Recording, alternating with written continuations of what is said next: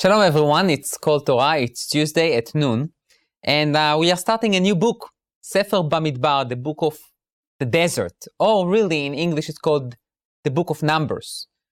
And this name was given to this book just because there are many times that the Jewish people are being counted as a nation, the tribe of Levi by itself, and that's why the name of this book is the book of Numbers in English, but in Hebrew is Bamidbar, meaning in the desert.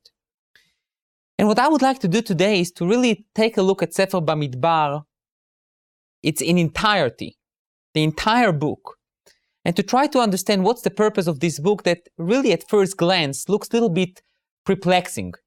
Just because there are stories and commandments and they are all intertwined together, and there is a little bit of a sense of confusion of what's exactly going on with this book. But let's start really with the second book in the Chumash, the book of Exodus, Sefer Shmot. Really towards the middle of Sefer Shmot, till the end, the Torah describes the plans and the execution of the divine plan of building a tabernacle, building a Mishkan. That's basically what's happened from the middle of Sefer Shmot towards the end of Sefer Shmot, the book of Exodus.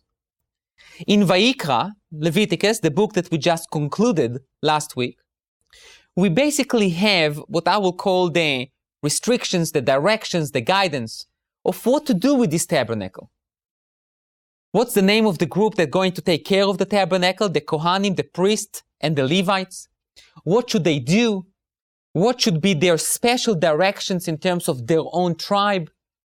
And then also some direction to us, just the simple Jews, not the Kohanim and not the Levites. What should we do? How should we approach the temple? And that's the book of Vayikra. And the sacrifices, obviously. Then we have the book of Numbers, Sefer Bamidbar. What's the connection between the books? How can we try to come up with something with a common denominator that will put some kind of logic in terms of the sequence of the books? And I would like to suggest the following.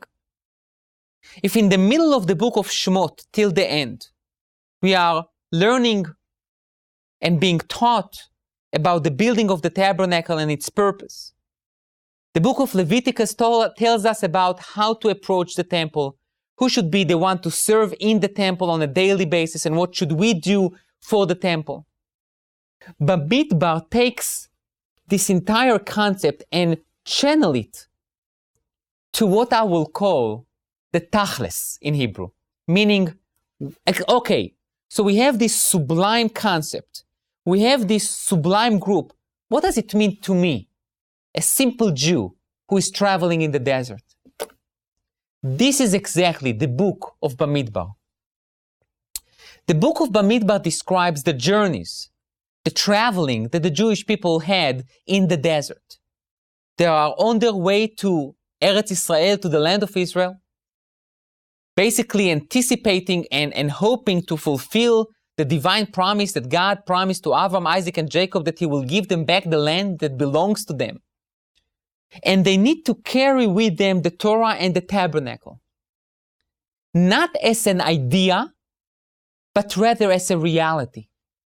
The first Parsha, Bamidbar, talks about the counting, but also describes the way that the Jewish people encamped. And in the middle of their camping, there is what? The tabernacle, Oel HaEdut, the tent of meeting. Everything is around this tabernacle that was built, because the tabernacle is the heart of the Jewish camping. It's the heart of the Jewish traveling. It's the heart of conquering the land of Israel. It's the heart of who we are and what our identity is all about. Tabernacle, the Torah, it's not just a nice thing in the museum. It's not just an idea or an ideal. It really has something to say for us, for traveling, for doing things, for doing business. Everything, the heart of everything that we do on a daily basis, not only that does not need to be detached from Torah, but rather the connectivity, the attachment, the tie between our daily life and Torah learning and Torah life is really one entity. So what's the logic of the sequence? Very simple. At the beginning of Sefer Shmot, we talk about Exodus and receiving the Torah and then building the tabernacle, building this tool that will bring the divine presence into our life. The book of Leviticus tells us about the special people that are going to serve in the tabernacle on a daily basis. And then Sefer Bamidbar basically takes this ideal and bring it back to us on a daily life. And I think the message is tremendous. You know, many times we look at the synagogue, we think about Jewish education, Torah learning, temple as great ideals that, you know, it's good for some people. And sometimes we miss the opportunity to understand that really the Torah has really what I will call two groups or two components to it. There are the mitzvot, the rituals, the commandments, the details. And we also have the big purposes, the big goals that we need to accomplish. How we approach people in our daily lives. How do we behave? What do we do? How do we respond to things? This is how we take the Torah and its details and practice it into the big scheme of things, of how we are acting and behaving. The book of Numbers tells us that each one of us count. Each one of us has a goal to accomplish, individual goal, but also a communal goal. And a congregation, a nation, is lacking if someone does not fulfill his or her part in this big, very complicated puzzle. This is the book of Numbers.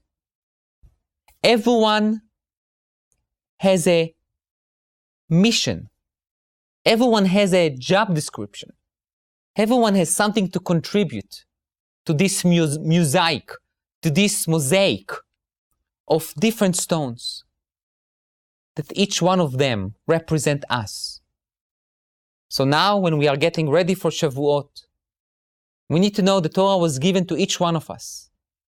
Each one of us has something to contribute that no one else has. And it's our duty, responsibility, and privilege to contribute our part to this beautiful puzzle of the Jewish people. Thank you.